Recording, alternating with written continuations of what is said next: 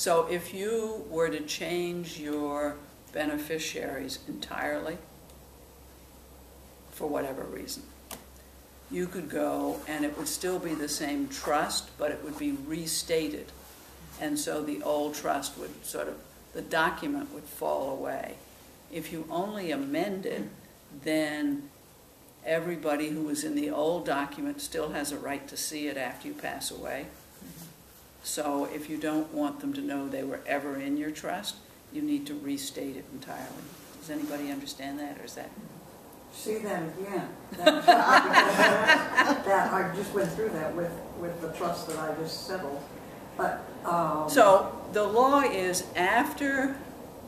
So say it's me, and I die, and so my kids become the trustees, and then they have an obligation to send a notice to everybody whose name is in the trust, right? Okay. So they would send a notice to the Unitarian Church, and they would send a notice to each other or something. I mean, I think that's who's in But there. you're saying if you don't amend... So if you do amend it, so there's a difference between amending it and restating it. That's the word I want.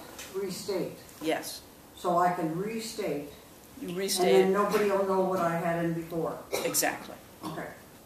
Or if you're doing a will, if you do a codicil to the will, then the old will is still there. So your will says, I leave my money in equal shares to the Unitarian Church and SCW and the SPCA and the NAACP.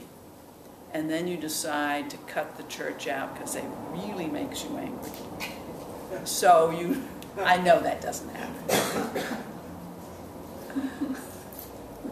So, and you do a codicil saying, I want to amend this paragraph that listed, I can't remember what I said, 4 charities, and I'm just going to do these 3, and you cut the church out. If you do that in a codicil, then when that will goes to probate, the church will get notice that they got cut out. But if you did a whole new will, which is what a restatement of trust is, it's like a whole new trust. If you do a whole new document, then the people in the previous document don't get notice after you die. And sometimes that's important.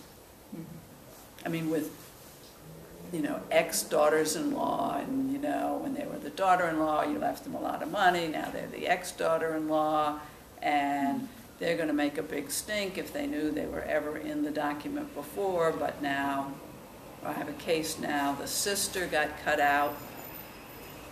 We have to give a notice to the sister because he didn't restate it.